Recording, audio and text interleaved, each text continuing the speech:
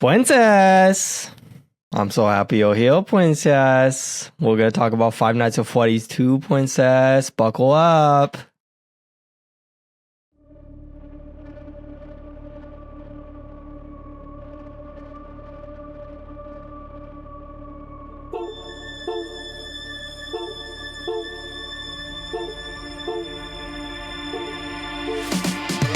Is this a metal thing? Yes. Little taste. David, what is this? It's pretty thick. Break. I have to kill a lot of people! Just tell me what you want me to fuck! I have big tits and a tiny vagina. Oil me up, Daddy. I can't believe that Bryce prefers big tits. Mistletoe alert. This is backcountry. This guy was a real jerk. How long can Hugo be pregnant? Chomp, chomp, chomp, chomp. Oh, you're such a dick, David. Okay, everybody, put on your corpse handling gloves. Ew. Hoodie Picasso. Horror. Hello, everybody. My name is Max, the Alpha. And I'm Bryce, the Sigma. The Sigma.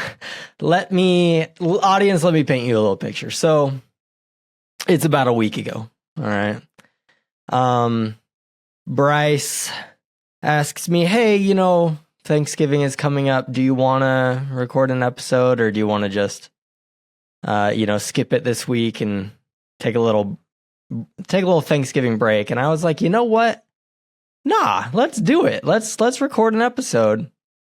I got time. I wanna do this thing.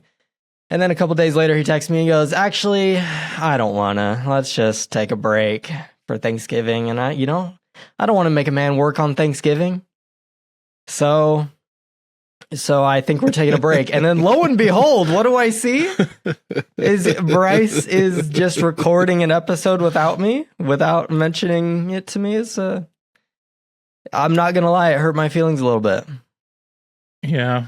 In a moment of weakness, I went and saw my ex, and we recorded an episode. And I'm sorry I cheated on you, and we're going to be working it out in the background. We don't want to air all the dirty laundry out in public, but, me and Max's relationship is strong, and we're working with a therapist. Listen, it's not the fact that you spent time with David. It's the fact that you did it behind my back. That's, if you had said, I'm going to go record an episode with David, it would have been fine. But you know what? I was petty, and to get back at you, I did record an episode with your mother. Hey, my mom was a hit on the last time she was on the podcast. She's a wonderful woman. Yeah. I'd like to see that, actually. You probably get along. Listen, if I can get a hold of her. Anyways, for everybody new here, this is Horror Movie Talk. We're a silly and opinionated horror movie review show. New releases always get priority, but we also review older horror movies, both good and horrible. Don't expect a full recap, but strap in for some hot takes as we dive into what we liked and hated about the movie.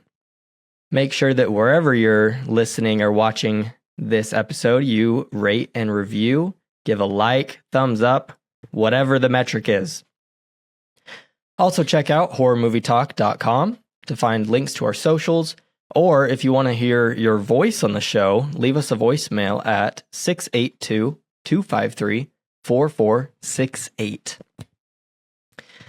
We do indeed have a great show for you today, though. We will be reviewing Five Nights at Freddy's 2. That's right, folks. There's 2 of them now. And spoilers, probably a third on the way.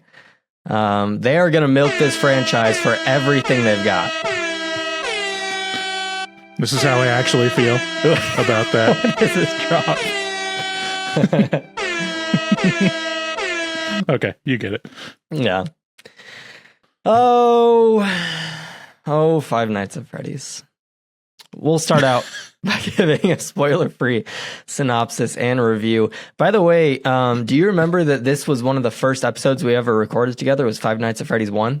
I do. I was just going through our episodes and adding the excerpts to Rotten Tomatoes. Mm-hmm. By the way, I got through everything. I don't know if I mentioned that. Yeah, no, that's incredible. But yeah, I got to, about a year or more ago, and it was Five Nights at Freddy's was you and me alone, I thought. Yeah.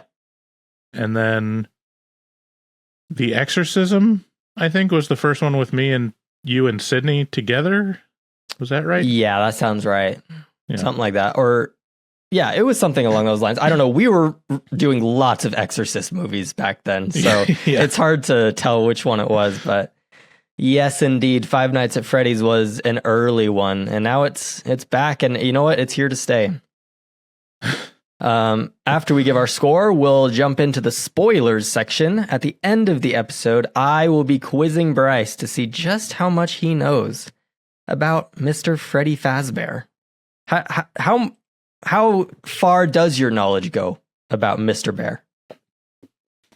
Well, I've seen Five Nights at Freddy's. Apparently I didn't retain a lot of information. I don't know how much information I was supposed to retain in watching this movie, but nothing was. And then I've watched this movie, and that's about the extent of my knowledge. I mean, and I've had my daughter try to tell me some lore that she half remembered, and yeah. To be fair, that means you have about 3 hours of viewing experience with this IP, which is not nothing. But this movie is, I don't think you really have to remember much from the first one because it's just going to rehash everything in this one anyways. So you're not really left in the dark there. Five Nights at Freddy's 2 can be found in theaters right now.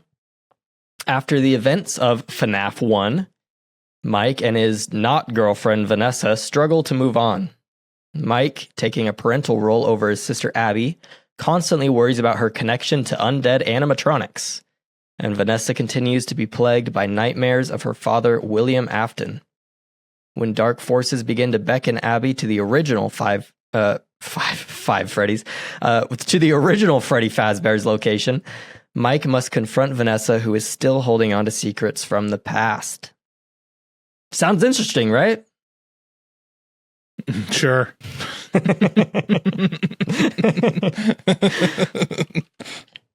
Five Nights at Freddy's 2 is almost indistinguishable from the first film in my eyes. Yes, I know the stories are technically different, but the viewing experience is the same.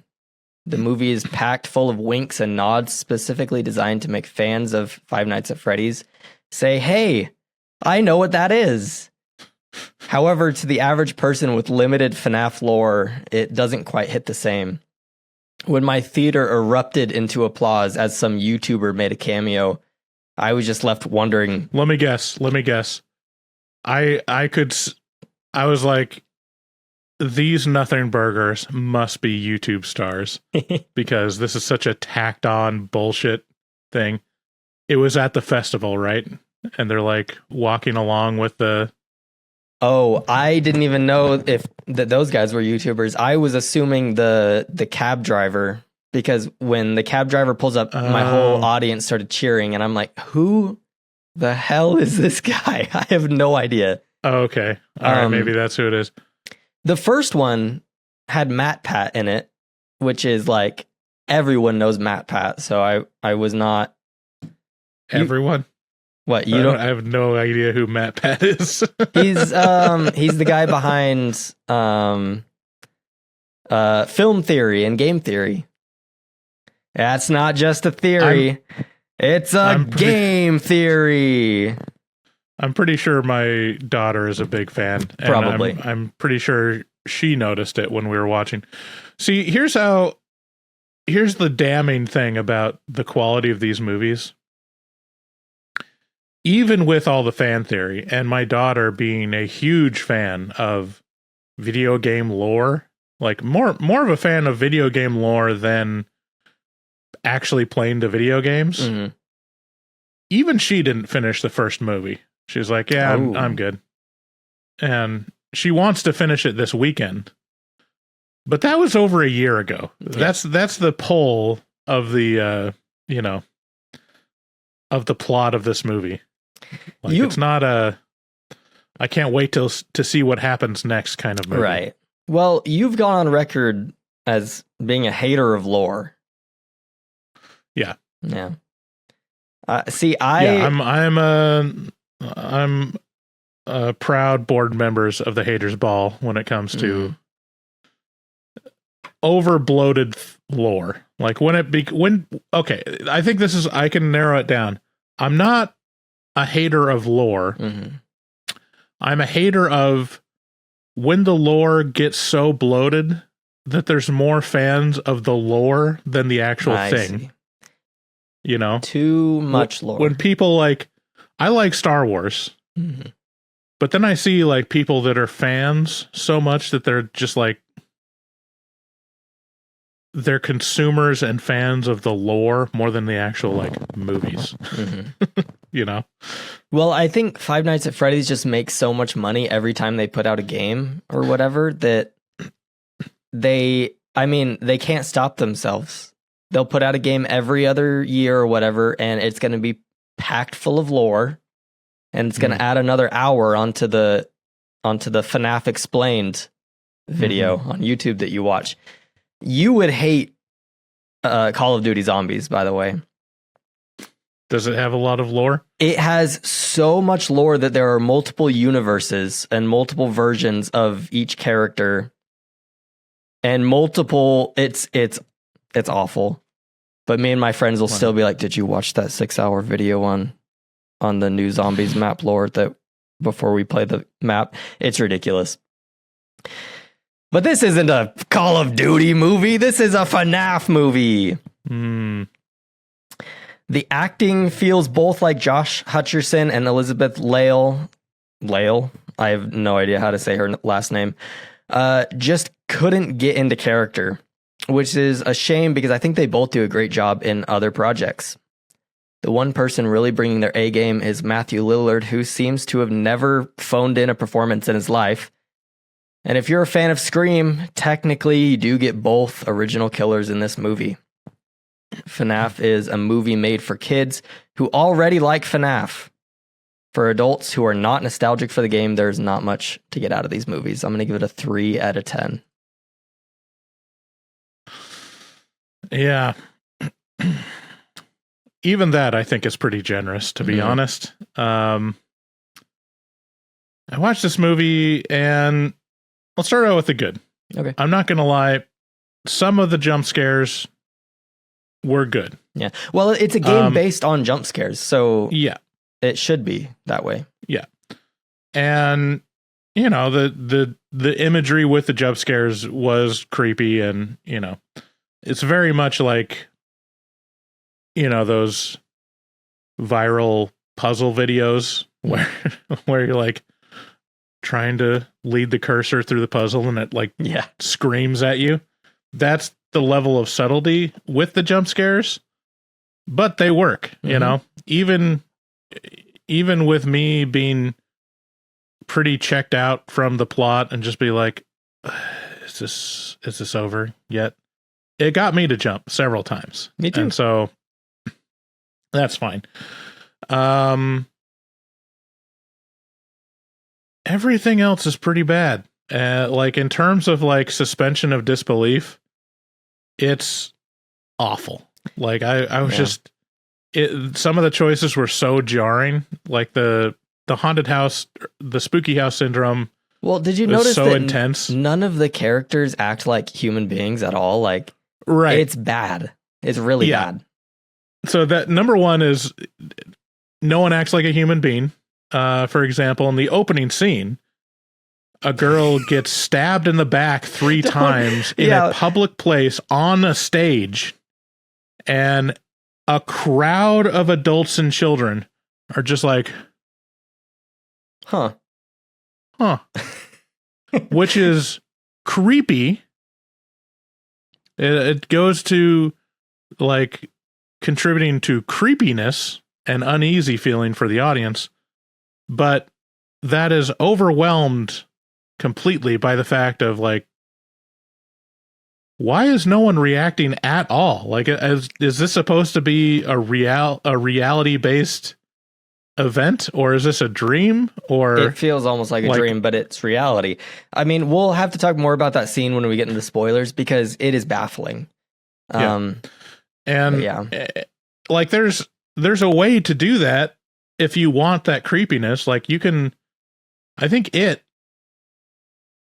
the original miniseries and the new movies both kind of have that in like the adults don't give a shit at all about all these child murders, but it's explained as that town is kind of clouded by the influence of the creature or whatever. Yeah, I just barely finished reading the It book, and it explains that the adults will know something horrible is happening, but in their mind it feels normal. So like there's a guy going into a bar and just starts hacking at people with an axe, and there's people sitting at the bar just like, he's doing it again. It's normal. So right. So when you don't have something like that to explain why you're trying to have this creepy scene, it falls completely flat and you're just baffled.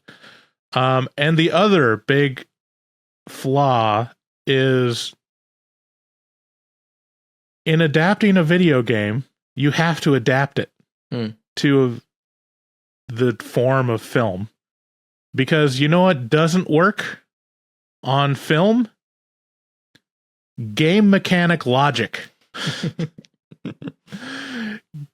There's so many times where it's like, oh, that's a game mechanic, what they're doing right now. Yeah. And it is just baffling in a film. Like, if you were in a game and a person that you just met said, oh, hey, by the way, here's a music box that I used to play to my child and she would fall asleep. Can you take this music box and go put it in another place? Like, as a game player, you're like, oh, something to do. Mm-hmm. Like, now I'm making progress, you know? In a film, it feels completely arbitrary and weird and dumb. Because it's like, okay, well, I guess we're foreshadowing using that thing eventually. And of course they do. And it's so out of place and obvious. And like with a game, it's leading you through what it expects you to do. And with a film, you're supposed to be leading the audience through a story that they're not supposed to predict how it ends, or there should be some tension on what's going to happen next. And it shoots itself in the foot so many times through those two actions of like, having people not act like humans and having video game logic inserted into narrative film. And also the third thing would be just baffling shifts in character motivations. Mm-hmm. Just like, I can't count how many times what's his name? The main character, Mike. I think his name's Mike. Yeah, Josh Hutcherson's character goes from dating and Vanessa like being protective of Vanessa to hating and shunning. Yeah. It happens like the shift between those two happens like 3 or 4 times. No explanation. You know, it's just like, okay. It's just any like knowledge of how humanity works or how people's internal world works is not integrated into this film whatsoever. See, my world logic is if you're dating someone as hot as Vanessa, you just got to make it work, even if she's got some evil baggage. Right.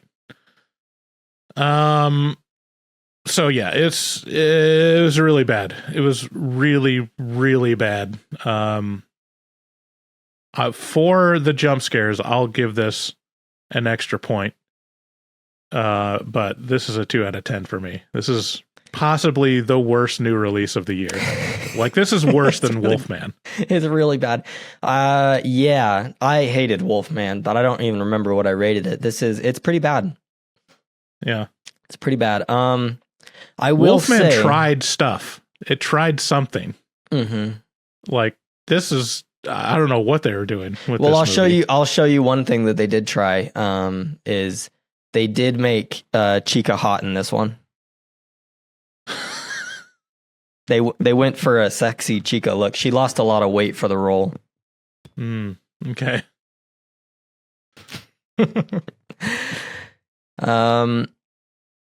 All right, so a 3 and a 2 for FNAF 2, unfortunately. So maybe don't waste your money on this one in the theaters.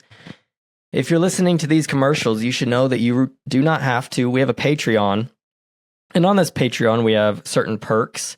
We've actually recently gone through and lowered the price of some of these perks. So it's never been more affordable to get in on some of these amazing deals. We have early access to videos without ads. We have extra content, so many things. Voting privileges. Our patrons get to vote for movies for us to review every single month. It's incredible, guys. Go over to Patreon. We also have a shop at horrormovietalk.com/shop. There you can buy merch.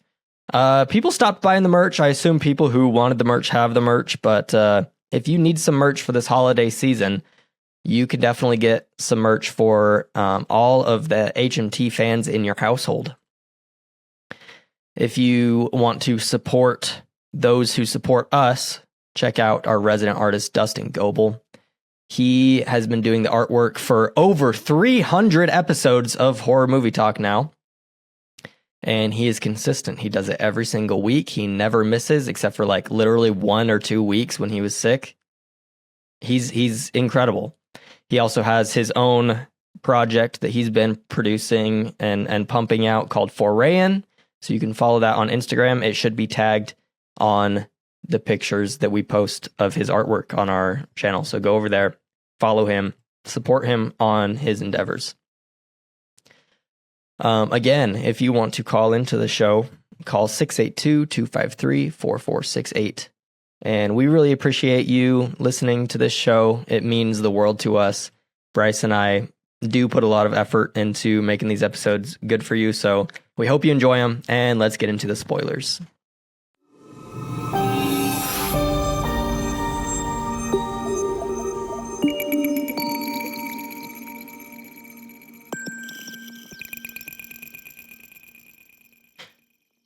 Yeah, so I do want to talk about that opening scene that you mentioned in your review, because it is quite baffling the way all of the adults treat a child like she's some loser that they can't associate with.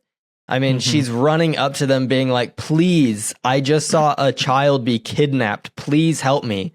And they look her dead in the eyes and be like, I am so busy. Where is your dad? I could not care less. Yeah. What would you do if some random kid came up to you and was... You can do that where you have a kid like just pull on the shirt, sleeve of people and not say anything or like look panicked and just like, have that reaction. But she was screaming and like saying, somebody help him, and they're just like, adults are talking, sweetie. And it's just, it's just bizarre. Now, have you considered the fact that she's a loser? I hadn't thought of that, and now that you say that, it makes some perfect nerd sense. ass kid came up to you and was like, "Please, I need help." What would you do? Maybe kick her in the face? Yeah, I'd go full Sparta on her. Just be like, "Get the fuck out of my way!" If you're not my kid, don't touch me. Yeah. So, she's at the original Freddy Fazbear Pizzeria, and she sees a kid literally just be grabbed by a giant robot and pulled into the back. And so she's freaking out, trying to tell people. No one's listening. She goes back there. Also, the other part of this is what's baffling is, why does she know that there's something wrong? Because she's like, in the world, she's like the biggest fans of these animatronics and is waiting for the show to start. Like, if you saw a little kid be taken by one of these animatronics and you were that girl, wouldn't you be like, hey, Why does he get to go back there, not me? You know, she's instantly like, that kid's gonna get murdered. Yeah. And well, yeah, it's just like, well, she knows because that's what the movie needs to happen. Yeah, she does. And you know what? I think that there's this phenomena that at least affects me. I don't know about you, but when I see, like, if I saw an adult carrying a child and that child was kicking and screaming and asking for help, I'd probably just be like, that's probably her dad. Right. Like, what am I going to do? Like, I mean, that's probably how kids get kidnapped, is everyone assumes they're fine, but right. It's hard to know sometimes. Yeah. And, you know, I think child predators are probably a little more subtle than that, you know? I think if the kids get kicking and screaming, they're going to just let the kid go if it's in a public place. Right. Usually it's like, hey, you know, I need help finding my puppy. It's just like right over here. Or do you want to see my puppy? It's right over here. Like, and you lead the kid away willingly. And that's... You seem to know a lot about the tactics. I've thought a lot about it. Let's just say that. Were you ever taken as a kid? No. They ever want I was you? too ugly and fat. No one wanted this sweet ass. They're like, I want to make out with that kid so bad, but he's so heavy I can't pick him up. It's true. Sad but true. Yeah, the other thing that was baffling to me was, well, not baffling, that was just like set off my what alarm, was this girl is sitting waiting with bated breath the show to start. And her friend comes up, which I believe is Vanessa, right? Yeah. And is like, hey, you know, she says something like, I don't care if, you know, this thing is your spirit parent or whatever. Like, you need to be with other friends, which is like, did you just try to make a new thing? Did you try to like explain what you're trying to say the motivations of this thing are with a thing that, first of all, doesn't exist, but second of all, would not exist in the 80s? Like saying, oh, that's my spirit animal. That's like a postmodern sarcastic thing of the late 2000s. I think what it was trying to go for, it's trying to jam pack a lot of information that doesn't need to be there. It's trying to say her parents don't care about her or are not around or something, and she and in place of her parents, she has taken on this puppet, which is, you don't need any of that. You do not need any of that.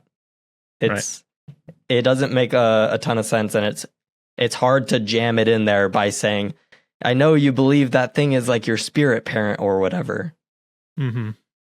Just unnecessary. Through the course of the games or through the movies, do we ever see what the show actually is? The show? What do you mean? Like the Freddy Fazbear show. Oh, like their little. Like, are you ever shown like what happens on stage? I've literally never played Five Nights at Freddy's except for the first one when it first came out, and I was maybe 12, so I have no idea. Because, you know, the point of reference that I have is Chuck E. Cheese, right? And I think that's like what they're going off of. And Chuck E. Cheese is, you know,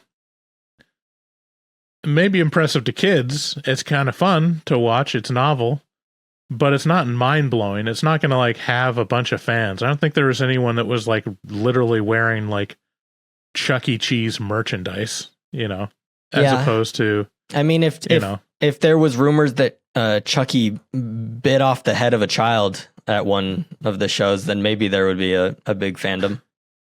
Maybe. Yeah, but like it's set up that this is the most groundbreaking and impressive pizza place, you know? Yeah. And that it's garnered all this fandom that they're like selling merch and stuff. And it's like, man, I really wish you could see how fantastic the show is, because it just looks like a bunch of shitty animatronics that are I assume would just do like a band show. I mean, you say shitty animatronics, but these are objectively the best animatronics out there. They are they're running fully circles articulated. around They can walk around. Like they're not. It's not like just like jerky movement. I mean, what they are is that. fully functioning robots, which is crazy. Right. Yeah. So, yeah, it's just it's never quite laid out. Like why is it so popular, or is it so popular, or is it just these kids? Mm-hmm. I don't know. Does it bother you that we have robot technology and we're not using it for doing the dishes? I think they're really trying to do that right now. See, personally, I've come to enjoy doing the dishes. That's a crazy thing to say, but I'm in my chore era. I like doing chores. It's relaxing to me, but yeah. When I think go it's to relaxing as long as you're on top of it. Like if it gets like 2 days later, you're like, this is the last thing I ever want to do. It's the most overwhelming thing you could imagine, and you're going to literally hyperventilate if you have to get your hands wet in the dirty dishwasher. Right. But when I go to like Disneyland or something, and I go on, what's that ride? The Space Mountain. Uh-huh. Does it bother you at all that you walk in and there's a fully functioning robot just talking to you? And you're like, how many decades have we had this technology?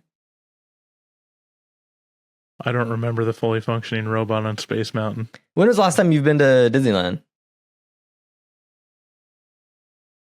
A long time ago. Last time we went to Disney World, and I don't remember. And they kind of like converted it over to Star Wars. Disney World is actually not as updated as Disneyland is on some of their rides, which I actually think is cool. You get some of like the older ride experiences at Disney World, but Disneyland has a robot.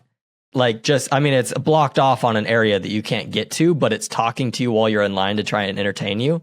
And it's moving around, and it's saying things, and it looks great. Mm-hmm. We have those. Those just exist.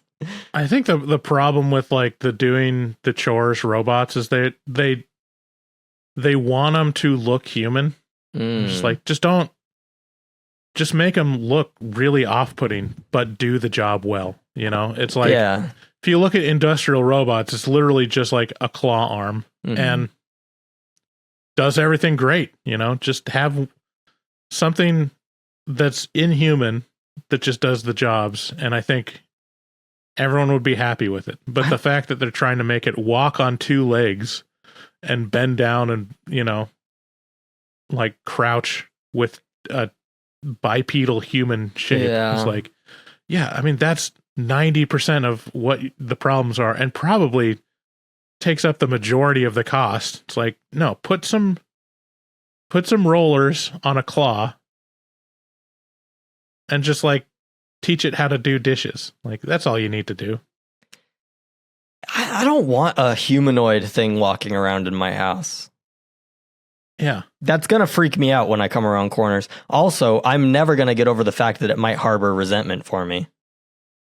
Like a little a claw arm, I don't care if it harbors resentment towards me. I'm gonna sling slurs at it like Clanker, and it's gonna do my dishes. Mm-hmm. But a humanoid thing that's like maybe even like what if it's taller than you, and just like has a little bit more muscle tone? Yeah, I'd be jealous. It's so thin, you know. It's like this perfectly fit, and it's like looking at you like. At first, it treats you like its master, but then, like, you start noticing it being a little disrespectful, like in little increments. Mm-hmm. It's getting a little too close with your wife, right? You know? Yeah, like they're sharing inside jokes that you're not a part of, and you're like, "What?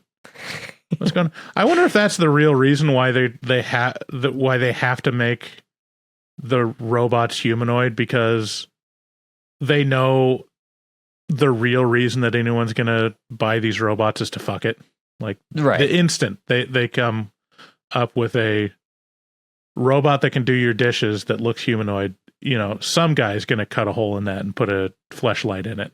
I mean, if if I go to your house and I see a life-size mannequin, like I'm already assuming something's going on. So to now have that mannequin walking and talking, what if like, you know, you sit down with your wife to watch the new episode of like Game of Thrones or something, and the robot is just kind of lingering, and your wife's like, "Oh, just come sit down with us," and you're like, "Okay, it's kind of weird, but I mean, I guess it's not hurting anything." And then like a few weeks later, you walk in on them watching the new episode without you.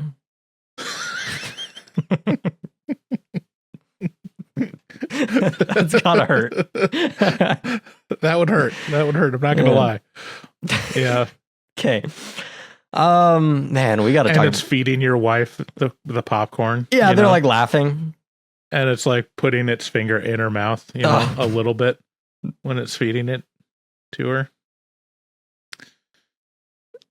So I mean, then there's going to be huge market for cuck robots. You know, that's the other thing. It's like people are going to buy robots to fuck their wives. Do you actually think?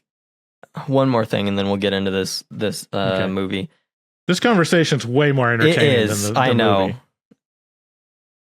Do you actually think that like sex robots are going to become a problem? Like they're just too available, and men just like would prefer to not work for love and just have a sex robot? Or do you think that it's absurd? I don't think it's absurd. I think it's unlikely. But I think probably the more dangerous thing than having a lifelike robot is merging it with AI. Like, yeah. Once that happens, it's game over. Well, yeah, dude, there are already people who believe they are in love with their specific AI. Well, I saw this TikTok about.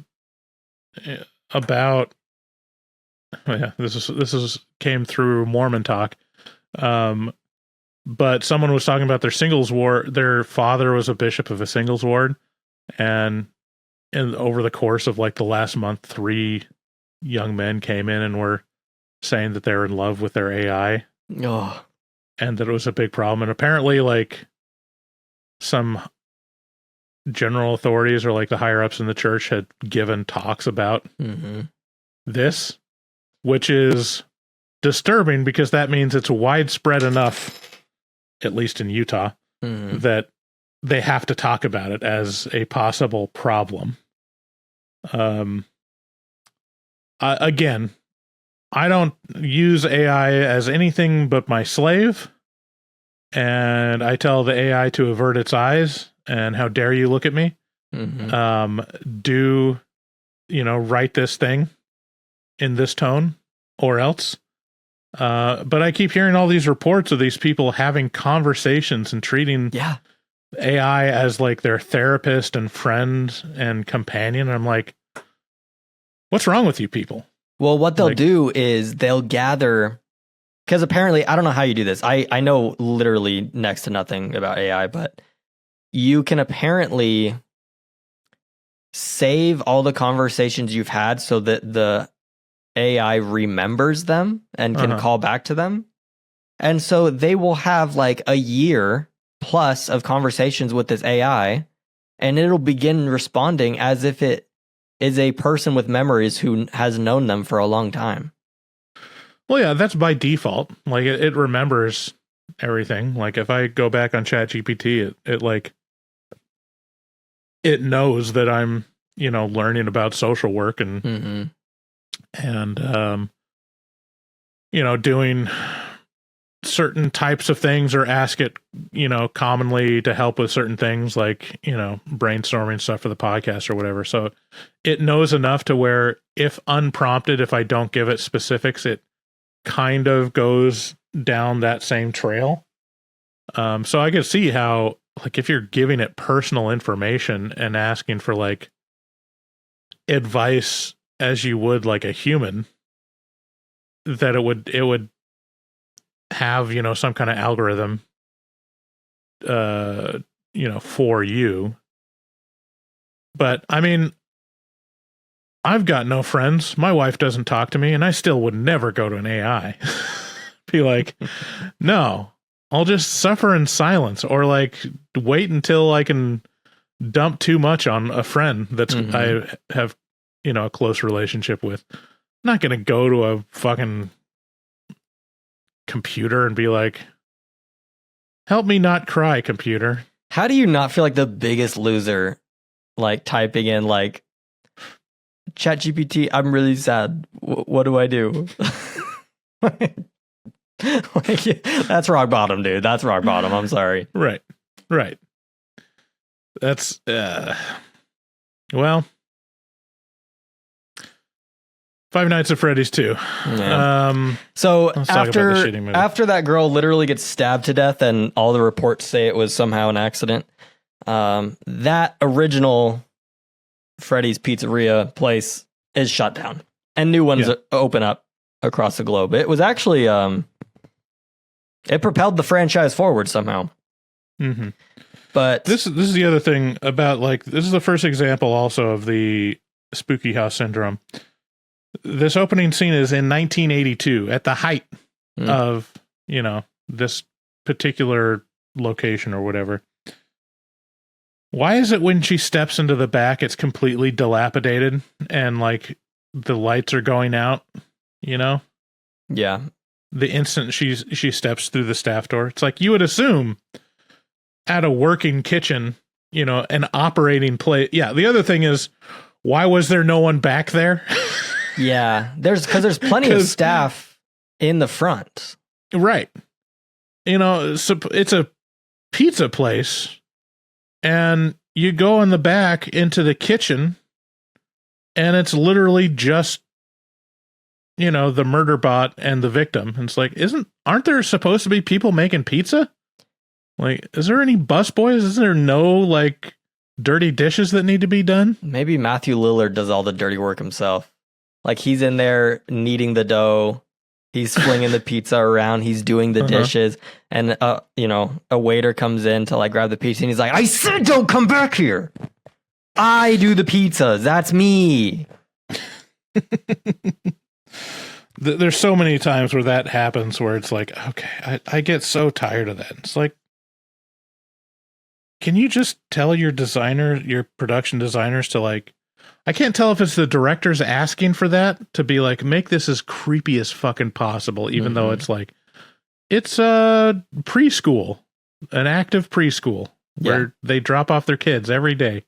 It's like, I want the wallpaper tearing off. I want black mold in the corners, and I want the lights flickering at all times. Which is crazy. Is it the director asking for that, or is it the production designer is like, oh, it's a horror movie, I'll just make it scary? It just screams to me that people who make movies, especially Blumhouse, which this is a Blumhouse production, do not know what people are into. They don't know what people are scared of, because the liminal space fad has already come and gone, and we saw none of it. You know what I mean? Like, that type of fear would be perfect for an animatronic pizzeria where it's not run down, it's not dirty, it's clean actually. It's just creepy because no one's there and there's robots. That's creepy enough. Yeah. Yeah. It's a shame. But we're gonna get more of these for sure. This franchise is not going anywhere. 20 years after this whole debacle, Vanessa's having nightmares about her dad. Mike is trying to date her, kind of. And Abby is very focused on her friends, which are these lovely gentlemen behind me. She wants to be reunited with the animatronics. And Mike is telling her, like, you can't, they're gone. He says they're broken. He lies and says they're broken. But what we find out is they're just gone. I don't really know exactly what it was trying to say. This is one of those things that I'm like, am I supposed to remember something from the first film? Because I don't. Yeah, if it was, I honestly didn't remember that Mike had a daughter. Oh, it's not his Apparently- daughter. It's his sister. His sister? Mm-hmm. I didn't even remember her from the first film at all. Well, she was younger in the first one, so she looks a lot different. So it's kind of fair. And I kind of half remembered that Vanessa was like a cop in the first one. And I only remembered that because they showed her in a cop uniform. I was like, oh, okay. You know what's funny? I feel like the only reason they made her a cop is to give her a gun. Yeah. Like, they wanted a character walking around with a gun, but they couldn't figure out another way, so they had to make her a cop. Because she's never on duty. Right. You never see her on duty. You never see her driving a cop car. Yeah. In this film. Right. Like, she's just around. She's going to yoga Yeah. with her gun. Or not yoga. Or Spin class. Spin class. Right. No. So, a couple other things we got to set up so you understand this movie is there is a paranormal investigative team that goes to the original Freddy's Pizzeria. And there they meet a man who couldn't be more of a Five Nights at Freddy looking enjoyer. He just is a cringe lord the whole movie. I don't know if you felt that same way, especially towards the end. This character, there's something about this man to where I just feel like he really likes the franchise. He's really into it. Which guy are we talking about? Michael? Yeah. The son of William Afton. Right. Which you're not supposed to know at this point, but yes, is Vanessa's brother and William Afton's son. Yeah, he must. Or he's just chewing up the scenery. Like, I thought it was great. Like, he was one of the only interesting things to look at in the movie. It was like, well, this is an unhinged performance where he's like truly weird and creepy. And only that, and doesn't try to be normal. So it's like, it worked for me. He's interesting to look at. But no, I get, I could see what you're saying is like, yeah, that guy is into it. I mean, he has some of the most interesting lines in the whole movie, like especially towards the end where he's like, it's in our blood. We were born to kill people with animatronics. Like, this is what we do. Don't deny your destiny. It's funny. So he invites this paranormal investigative team over specifically to get them to die to the animatronics. And they do, but the key point is they release the puppet, the marionette. The marionette. They release the marionette, which houses the spirit of Charlotte, the girl who died in the beginning. Okay, here's another thing.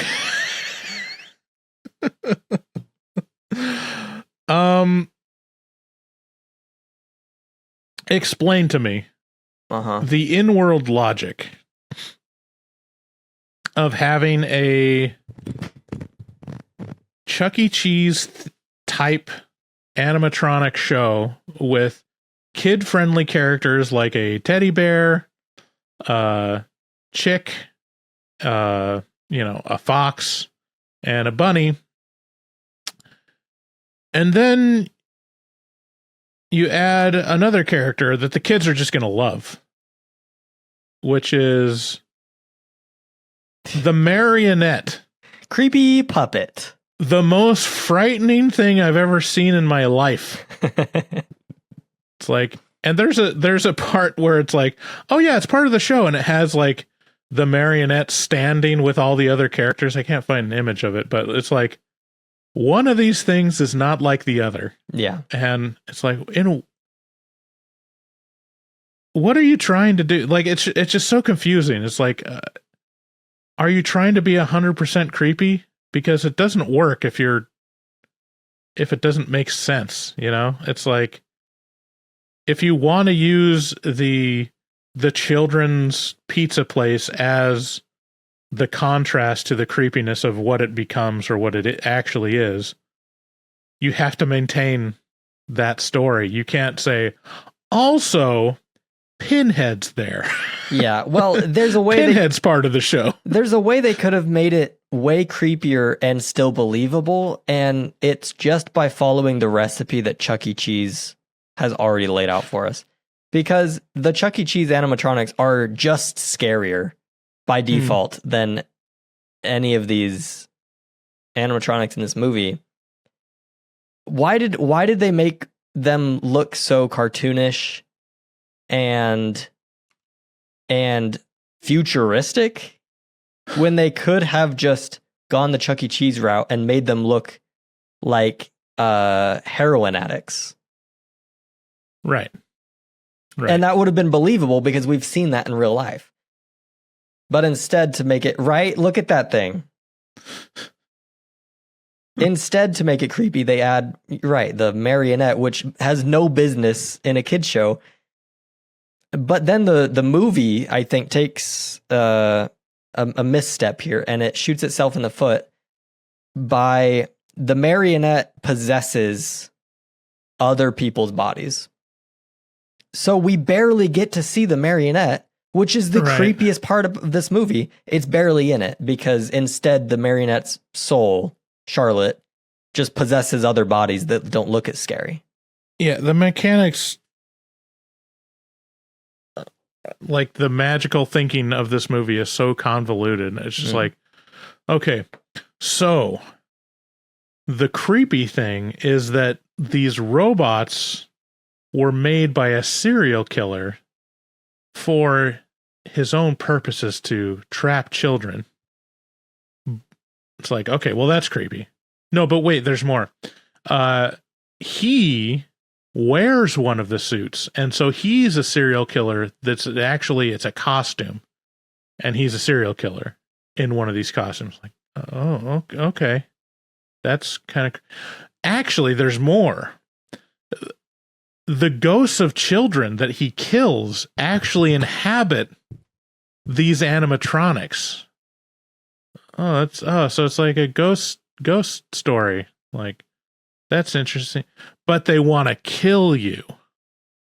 Oh, okay. I don't know why that would. Also, there's more. There's a marionette animatronic that controls all of them. Including the ones that are possessed by ghosts? No, not them. But instead of those ones, it can possess human beings. But there's more. It's not actually the marionette. The marionette's possessed by the ghost of a child that died. And that child in the marionette possesses the bodies of other adults. Mm. It can't pick a lane. It's convoluted. Yeah. It's like, all right. So what are we dealing with here? It's like the Force. It's like whenever it becomes convenient, they're like, oh, also it can heal, just when it's convenient. Do you find it's it like, strange? Oh, also it can possess you. And also, the devil's there. The devil's actually, Chuck E. Cheese or whatever. Right. It's like, all right. Yeah, again, pick a lane.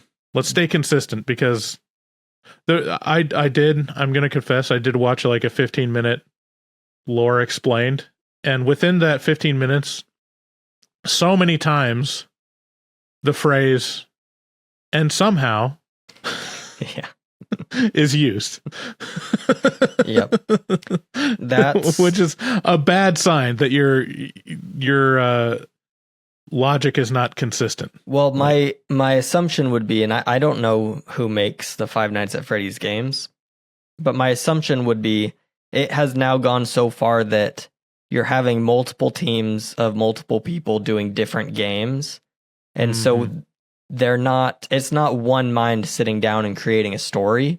It's people adding things that don't make sense and have to retroactively be like, well, somehow this also happened, and you've got to remember that this is a part of it now. Do you find it strange that in the 80s, these animatronics were controlled via Bluetooth? Yeah, that's a good question. Yeah, because it was these ones, right? Because the ones that showed in the opening scene were the not furry ones, right? Yeah, well, that's what I'm assuming, but I think what we can gather is this is the original OG location. We have a flashback in the 80s, so we know that's the time frame. We know that they had the marionette there. And the marionette was known for its ability to control the other animatronics in the show. That's what it did. Yeah. Which, again, I would love to see the show. This seems very convoluted. I don't know how they're going to pull it off and entertain children. As you'll find in our game today, the show might have been even more spectacular than you think via additional robots. But we'll get into that. So, yeah. So this team of investigators dies, and they release the soul of Charlotte and the marionette. And it's like they're released, but they're stuck in the pizzeria. Yeah.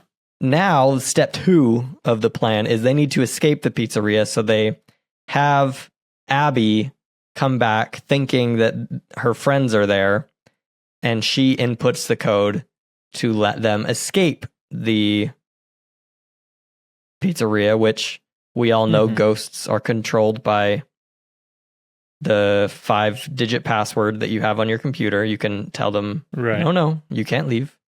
No, I those put a ones lock aren't on you. Ghosts, though. Those ones aren't ghosts. Right. Okay. So it's explained that the animatronics can't leave the perimeter or they'll shut down. They'll turn off. And the marionette controls the animatronics. So she needs the password. Right. She lets them out, and they go to the science fair with the biggest douchebag of a science teacher. This is another part where I'm like, this person isn't real. These people are not people, because the science teacher is really obsessed with the science fair because they always win. He wants to win a 3rd year in a row. Yeah, it's like a robotics fair. They win the robotics, and so he's a huge robotics gatekeeper. He's like, that's, Freddy Fazbear, that's not real robotics. Well, it's crazy because what he does is Abby makes a little robot. It's like a foot tall, and it is just a very impressive robot for a child to make. And he looks at it and he's like, "Ooh, this is gonna be the embarrassment of the robotics fair. Like, it looks great, right?" And so he smashes it on purpose. I was curious where she got like the formed plastic. The 3D printed, I guess. 3D printed it. Isn't this movie supposed to take place in like the 90s? Is it supposed to be modern? It must be the 2000s. It must be like 2006, right? Because it said 20 years later, and we had a flashback of like 86 or something like that, or 84. It was 82, so it would be 2000. Because like when they showed her watching stuff on TV, it was a CRT, like 3x4. You're right. TV. Yeah, there's a lot of, even then it would be kind of anachronistic because, well, no, I guess we still had those back then, but yeah, it's all over the place. Now that I think about it, they're not using cell phones and stuff because you see him use a landline multiple times. So yeah. Okay. So it's like early 2000s, which is, it doesn't make it super clear that it is, but if you follow the math, that's the timeline. Yeah. I gotta say, and this teacher, not only is he just the biggest asshole and being a huge robotics gatekeeper, then you see him at the robotics fair, and he is like nerding out and almost coming about this project, and it's literally just a gravity. It's like a marble run. Yeah, it's not robotics. It's a what are they called? Rube Goldberg. Yeah, Rube Goldberg machine. It's like it's just gravity, led cause and effect machines. It's not even robotics. It's like, all right, what? Anyways. So because he smashes her robot on purpose, Abby brings Chica, this 9-foot tall, massive animatronic, and Chica kills the teacher and wins the science fair. Also confusing because, like, so obviously you took one of the animatronics from the worldwide famous Freddy Fazbear's, Right. and brought it here. So you did nothing and you win the science fair. It's like, oh, kids, all you have to do is steal a piece of technology from Disneyland and you'll win the science fair. Mm-hmm. All right. Yeah. And while Chica is winning the science fair, the other animatronics are fulfilling the ghost's plan, which is to kill all parents. And I'm not kidding when I say that's the plan, is to kill random parents because is it ever explained who she's going after? There's like, I'm going to go kill all of them. At first I thought, oh, maybe she's going to go kill the adults that ignored her the night she died, which is a much more believable motive. But it literally says at a part, oh man, I'm forgetting what it said, but it said something along the lines of like, all parents are evil because none of them care about their kids, so they all need to die. And later on, Michael Afton says that half the town will be dead by morning. So the plan truly is to kill all parents, I think. Yeah. I wrote down a couple things.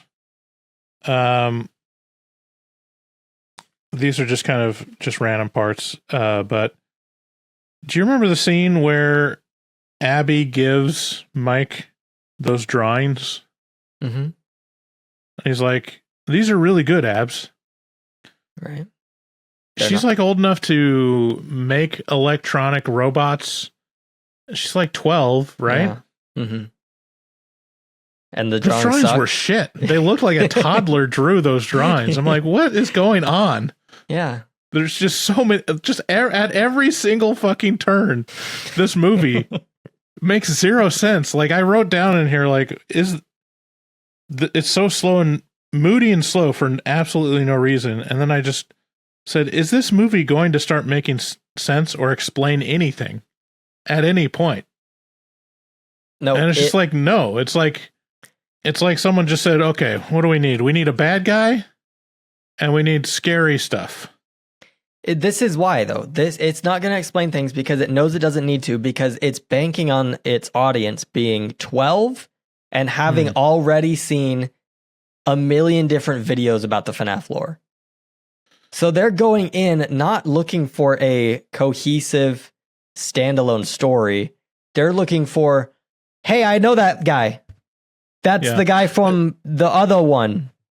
I have a question, because this one felt like one of those things, and I was like, is that whatever? Like, when the two parents were saved from the robots, and they, like, are led to their neighbor's house, and then the neighbor is like, sounds like you need a lawyer. I was like, is that, like, a lawyer character that I'm supposed to know about from the video games? Like, I could not, because if not, it's just like, what? Why would you have that line? I thought it was maybe another cameo of someone who got in legal drama, maybe with the franchise. I do not know.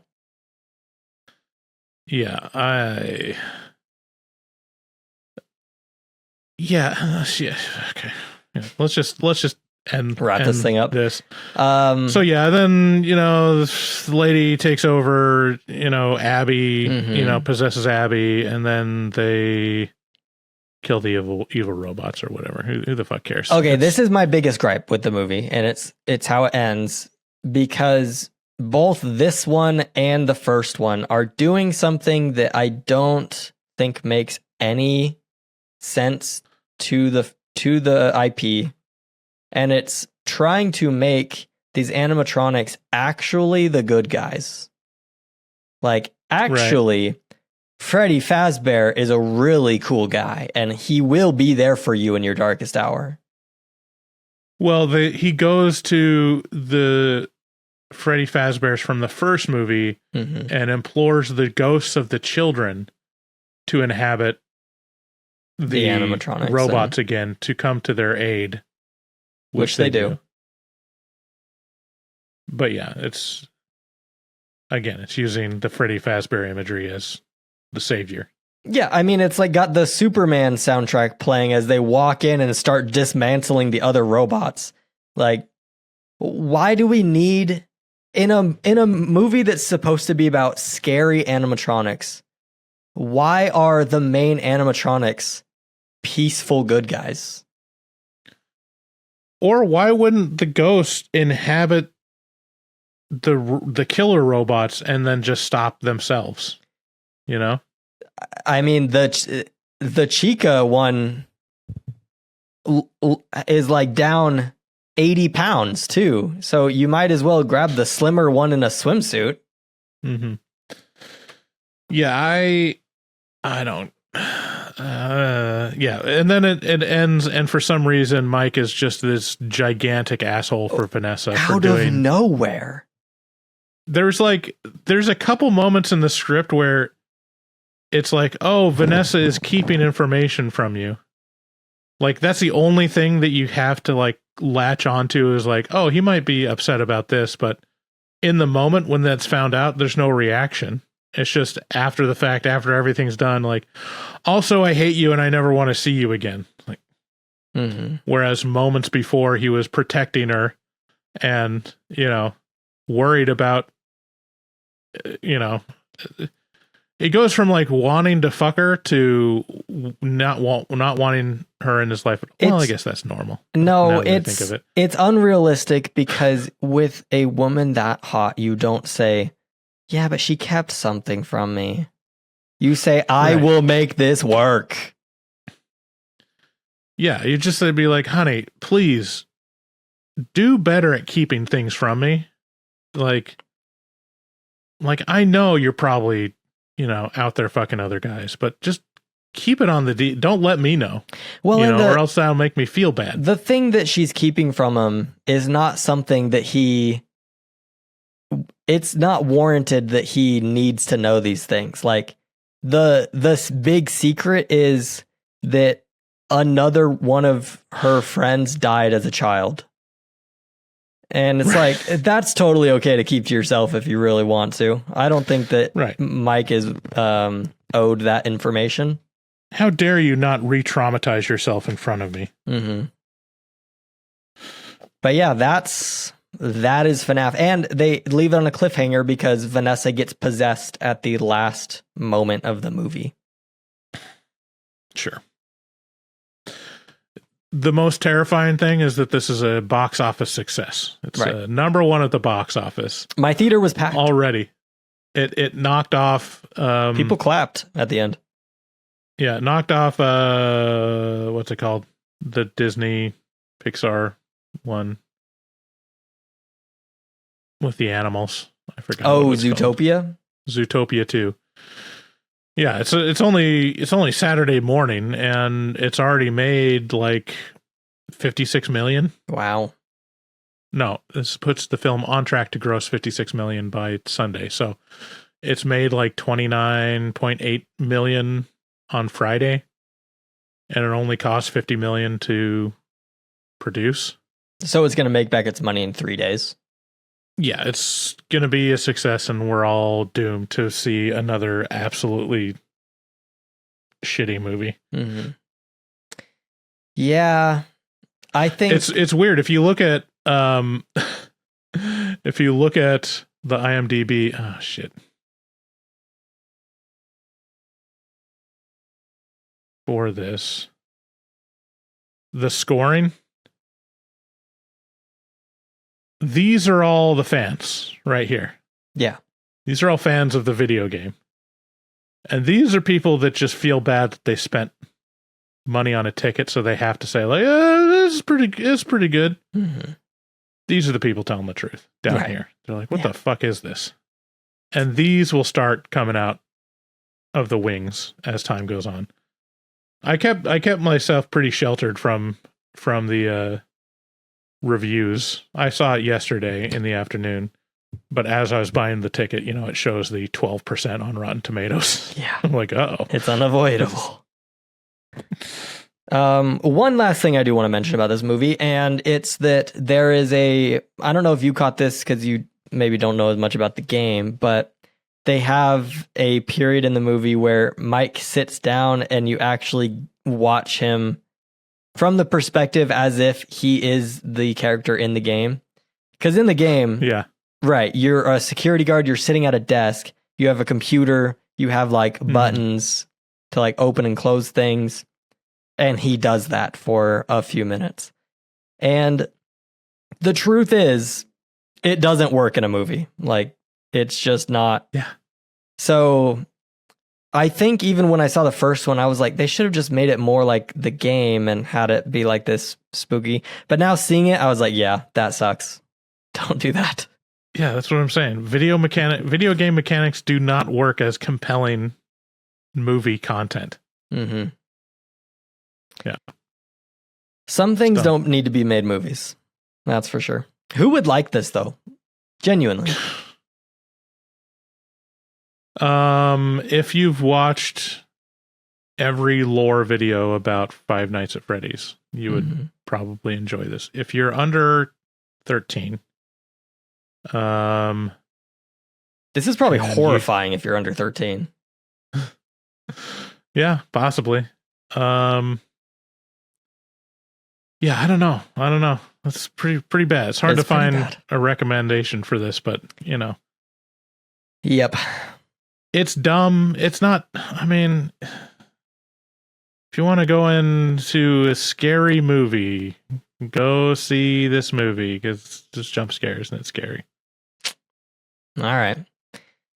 You ready to play our little game? Sure. Okay, will you do me a favor and just close your eyes for like 5 seconds while I pull this up so you don't see the answers? Hold on. Keep them closed. I don't have it pulled up yet. This is taking me longer than I thought. Share, and then go into slideshow. Okay, now you can look. Fictitious or Fazbear? It's a bad name. I couldn't come up with anything. In this game, Bryce, what we're going to do is I'm going to present to you 4 names for Freddy Fazbear. 4 iterations of Freddy Fazbear. 3 of them are lore accurate, canonized Fazbears. One of them is one I made up. Okay. So you got to guess which one I made up, okay? Okay. Whatever. Okay. Which one of these is not a real Freddy Fazbear?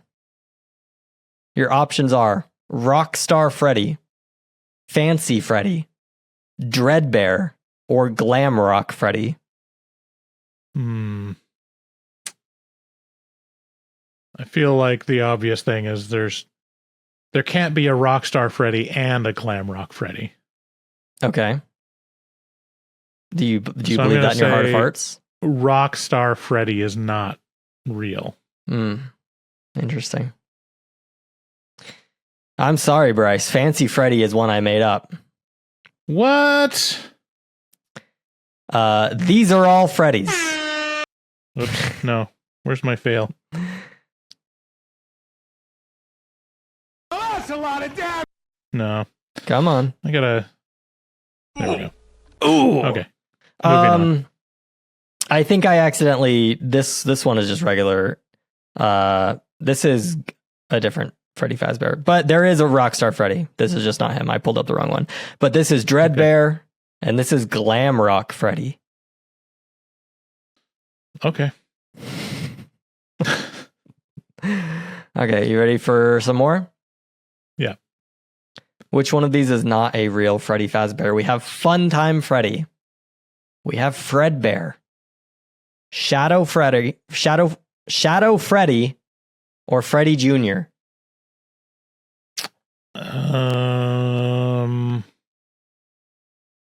I'm going to go with... Okay, so I'm going to go through elimination. Funtime Freddy has got to be one. Okay.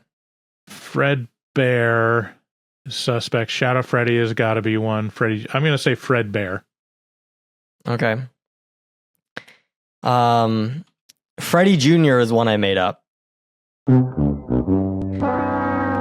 have Funtime Freddy right here with his little puppet. We have Fred Bear with his gaping jaw. And we have Shadow Freddy. Okay. There's a lot of Freddys. Can you believe that a man owning a pizzeria LLC had this much time to make so many animatronics? Yeah, and why the Shadow Freddy one is the real question. I think Shadow Freddy comes from one of the games where Freddy on the camera is in the dark, and so they call him Shadow Freddy. I don't know if it's a separate animatronic. Okay.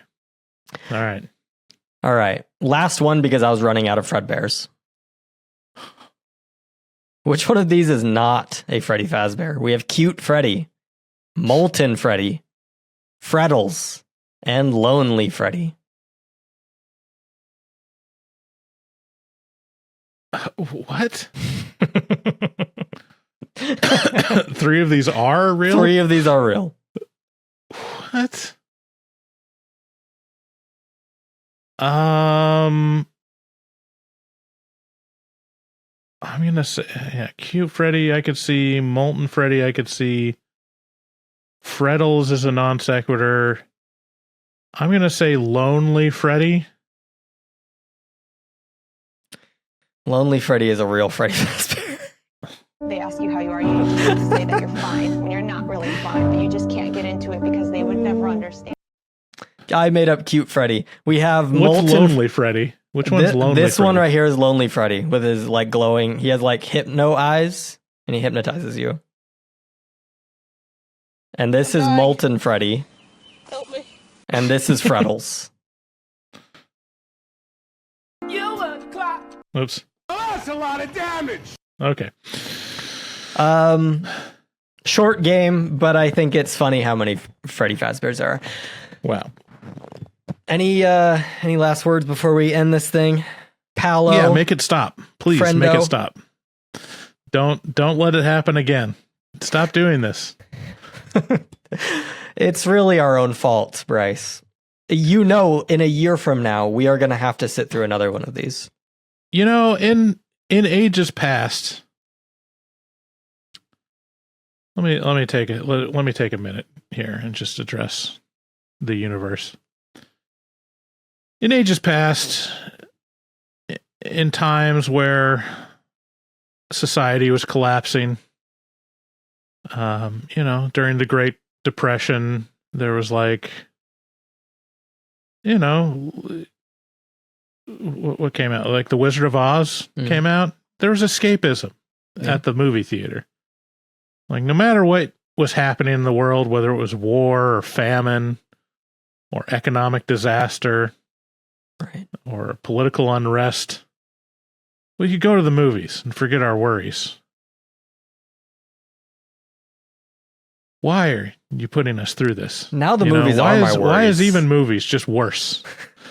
Like, I worry about going to the theater. Netflix just bought Warner Brothers. Do you have good feelings about that? Wait, I thought HBO already owned Warner Brothers.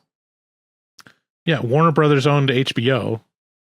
Warner Brothers is the umbrella company, and they're getting bought by Netflix. So Netflix is going to own I just got this email from Netflix, and it's the most dystopian email as a lover of movies. Let me just read an excerpt real quick. We recently announced that Netflix will acquire, this is from Netflix, announced that Netflix will acquire Warner Brothers, including its film and television studios, HBO Max and HBO. This unites our leading entertainment services with Warner Brothers' iconic stories, bringing some of the world's most beloved franchises. Okay, take note. Take note at the difference in quality of these. Bringing some of the world's most beloved franchises like Harry Potter, Friends, The Big Bang Theory, Casablanca, Game of Thrones, and the DC Universe together with Stranger Things, Wednesday, Squid Game, Bridgerton, and K-pop Demon Hunters. Oh, no. Is there nothing more dystopian than that? Like, hey, some of the best franchises in history, you know, like Casablanca and Bridgerton. Is it not insane that instead of being forced to make good movies, companies have so much money that they can be like, what if we bought the good movies? What if we just owned them and that was it? Right. That's crazy. Let's not make good movies anymore. Let's buy them and use the data from the people that watch them to amalgamate what the most generic thing we could make that will get the most views in our algorithm. It's if Netflix would just slow down, dude. Slow down and hire people who are interested in making something from their own brain. There were good years of Netflix. There were some really good years where like the TV shows they were coming out with were great. The standalone horror movies they were coming out with were great. They had like 1BR on there. They had, what was His House a Netflix one? His House was on Netflix. So just some great bangers. There's too much stuff. That's what it comes down to. It's like, you can't, if you open like Fandango and it's like, what movie should I go see? And there was a list of 2,000 movies playing at the movie theater. You just be like, yeah, I'll stay home. Never mind. Yeah. Like there has to be some mechanism to float to the surface, like what's important. And the closest is like the top 10, stuff. But really But inevitably the top 10 is going to have like Friends or The Office. It's going to be like, oh, the thing that you're used to is here. Well, what seems to happen with the top 10 is I'm assuming what they're doing is mashing together what's being watched the most right now and what they wish people were watching the most right now. Right. And they say, these together are the best things right now. Yeah. It'll be like Friends, The Office, season 3 of Wednesday. Like, no one's watching season 3 of Wednesday. I'm sorry. Right. Yeah. I mean, you look at, I've barely opened Netflix over the course of the last year. Like, I can't think of anything that we started watching the latest season of Stranger Things. No, we didn't. We started rewatching Stranger Things with Penny. We got through one episode and then we haven't watched it for a week. Like, it's just not compelling anymore. And the original movies that they make are like the most cookie cutter, algorithmic based. What was that one? The Red something with like Ryan Reynolds and The Rock and someone else. It was like an action movie in a jungle. I saw that, but I don't remember what it was called. Yeah, it's just slop. And like Warner Brothers has not been doing great either, lately. In terms of like their streaming services, because they combine like HBO and Discovery and the different services to where it's like, okay, well now you used to have a great brand in HBO that had a high quality original series and like top tier original documentaries, and now you've combined it on the streaming services to have like ID network slop next to, you've got like the true crime of the week stories that are worst quality than 2020 or Dateline, and you've put them next to, the, I don't know what I can't remember the documentary that I loved on there, like The Staircase or what's his name? God damn it. I can't remember what that documentary is. Anyways, it's just, as a marketing person or as a, with a business background, I just look at like all the brand decisions. I'm like, what the fuck are you doing? Just constantly shooting yourself in the foot. It's like, yeah, the one thing that we have most brand equity in, HBO. Let's remove that. Mm-hmm. Let's remove the brand HBO from our streaming services. And then they realize, wait, that was dumb. Let's add it back. It's like just so convoluted and shitty. And now they're going to be bought by Netflix, which is even worse. They can't even like, they can cobble together through the, thousands of original content productions that they have. They can cobble together like maybe one or two Oscar worthy movies that most people will never see. I don't know. It's bad news. But, finally we'll be able to see, beloved franchises like Harry Potter, Friends, The Big Bang Theory, and Casablanca with Wednesday and Squid Game and K-pop Demon Hunters. The world is looking good. Yeah, it is. It's looking good. You know what? I'm so not excited to watch Stranger Things season 5 or whatever it is. Yeah. I used to love that show. I binged it. Stranger Things tax season. It's like, how old are these kids? Does it mention that? Are they still acting like this is like a year or two later, or is it like I haven't started the new season. Skipping forward 18 years. I literally binged the first 4 seasons, loved them, and I do not care to start the next season. Because it's been too long. The last season fell off pretty heavily, if I can remember right. It's just been too long. I don't care about it anymore. Like you can't expect me to care about something that I cared about years ago and don't remember anything about. Yeah. And I can't get my wife to start Breaking Bad with me. I can't. She won't do it. She always says, I want to watch Breaking Bad, but I don't want to start Breaking Bad. And I'm like, please start it with me. It's so good. And she's like, yeah, everyone says it's good, but it just doesn't look good. And I'm like, but it is. Oh, my headphones fell off. Well, maybe you can start with Better Call Saul. Maybe that's the better way to start. Sorry, I raged and my headphones flew off my head. Maybe you could start with Better Call Saul. I told her that I was like, we should watch. Better Call Saul is arguably even better than Breaking Bad. In terms of, I don't know. It's hard to say. Like, I think as a package, that is actually kind of hard to say. Better Call Saul is slower. Right. And less like drama. Well, less action happening. But yeah, the drama and like the suspense is super strong in both. So I don't know. I mean, Breaking Bad is top 5 television shows of all time.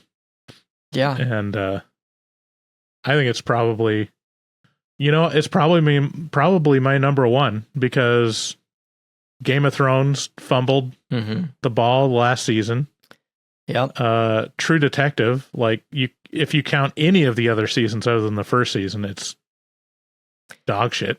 Well, it's hard to say because I think if you just say season 1 of True Detective, that might be the best television ever made.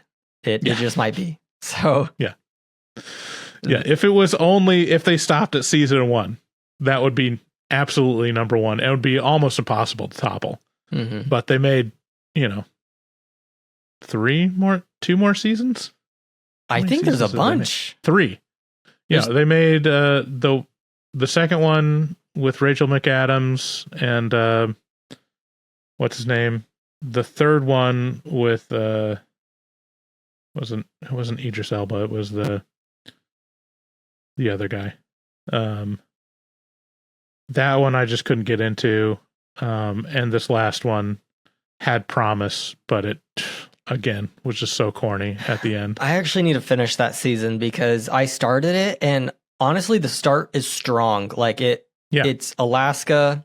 The mystery is like they find people frozen in ice, and they don't know how they got that way. Mm-hmm. Which is a great mystery. And then I didn't finish it, so I don't know how it turned out, but it just felt like they weren't getting to the mystery, you know? Yeah, I mean, the end of that season is literally like, just like, girls get it done, you know, if you've watched The Boys. Have you watched The Boys at all? Yeah, I like The Boys. It's very much like, yeah, girls get it done. But yeah, I would put like Breaking Bad top, like second strong contender would be like Mad Men. I've actually never seen Mad Men. Is it really that good? Mad Men's great. It's just very unique. Like there's not a lot of like stuff to glom onto. But like thematically and overall vibey, it's super effective at what it's trying to communicate, which is basically like the promise of happiness through consumerism and through, controlling your image to align with what you're being sold as the path to happiness and the actual reality of being an extremely broken person. And the conflict and, cause and effect of that is interesting. I think I'd have to put Succession maybe in my top 5 as well. Succession's great. Succession, I don't know. That one feels a little too soap opera-y for me. Like it's a little too repetitive and gets kind of corny at times. It's a lot of fun, but yeah, Sopranos, and then The Wire. The Wire is prestige, like, but that's. I thought everyone says The Wire is like so boring. Yeah, but it pays off, Every time. Okay, there are two types of Wire references I hear. I'll hear people say, "Dude, I couldn't get past the first season of The Wire. It's so boring." And then I'll hear people be like, "It's not good, but I love it." And those are the two types of Wire reactions I get. It's one of these things. It's like, it's the beginning of the golden age of TV. And so there is some like leftover kind of law and ordery kind of quality issues especially the first episode. It's like, what the fuck is this? This is so corny and dumb. And then it like, by the end of the first season, like you have to stick with the first season to the end, because I think that the end of the first season is like the payoff is like, oh, that's really cool. And like, you've gotten to know all these characters and like the situation and kind of seeing how actual police work is done. And it's really interesting. And then I remember when I was talking to David about it, I tried to convince David to watch it, and he was one of these people just like, it's so boring. And like, I was like, yeah. So the first season is pretty slow and it's pretty boring. But once you get past the first season, the second season's pretty rough. Like a lot of people skip over the second season. It's not, not as good. But the third season, it's okay. I think it's like, as a whole, like just like seeing the actual whole story of like how this community is run and the development of like how all these different departments interact and stuff. I don't know. I think like I think it's one of those things, if you start getting into it, just follow it to the end, even if it starts like dipping, because there's really high highs in it. And there's some of the best characters on TV. Like Omar is one of the best characters ever on TV. All the villains in The Wire are iconic. Like every one of them is great. Stringer Bell is a fantastic, like there's just so many great characters. But in terms of like, is something significant going to happen this episode? No, probably not. You're probably going to be strung along for a long time, because that's what the police work is like. It's like, yeah, you got to wait a long time to build kind of a shitty case to try to close this thing, to try to improve this community. And it's not always super satisfying, but there's like a bittersweetness to it. Anyways, I love it. I think it's still great. There's a couple shows that I also kind of love, but the more I return to them, the more I realize they may not be all that good.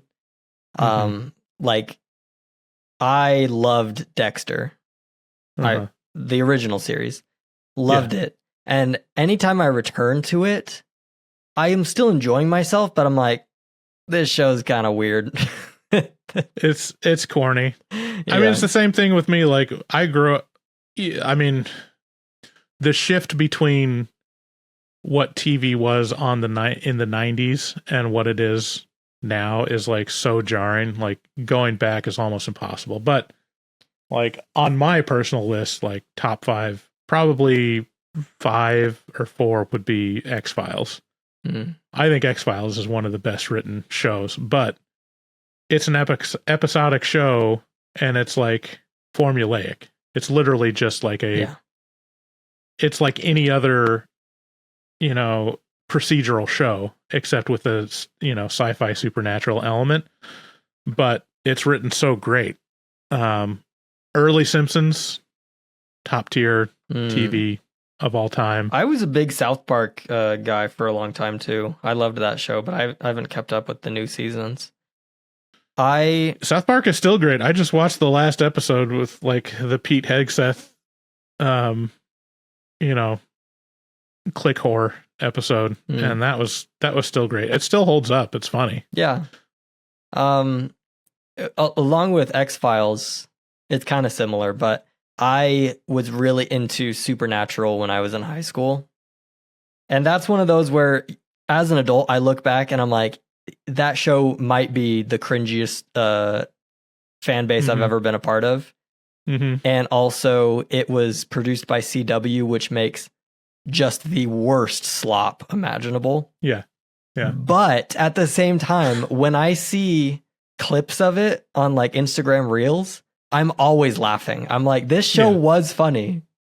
So, yeah, I mean, X-Files has some of the funniest stuff ever. Like, if you find, like, you can still find great, like, edits of X-Files stuff. That's fantastic. And, a lot of, like, writers, I mean, Vince Gilligan came from X-Files. He was a writer on X-Files. Interesting. I didn't know that. Yeah. And he was one of the better ones. There's a couple other ones that, like, I always loved their episodes. I'm not sure they've gone on to do, like, as great things as Vince Gilligan. But, yeah. Anyways. All right, let's wrap this up. Let's talk about more of this stuff on our after pod. Yeah, guys, we do have an after pod. If you are not a patron, go over there. It's cheap now, guys. We made it cheap for you. So just go over there.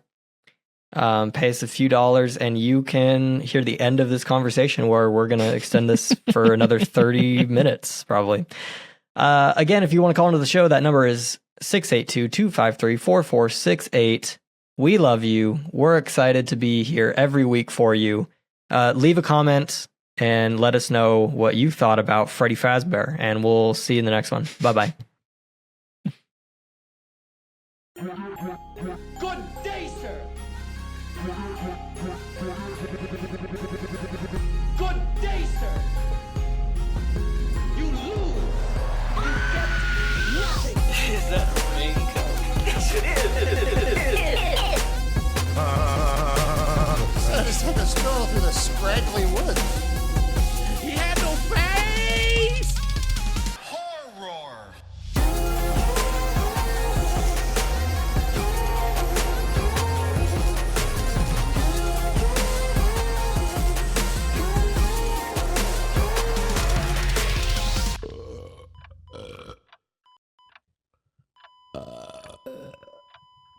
sound good.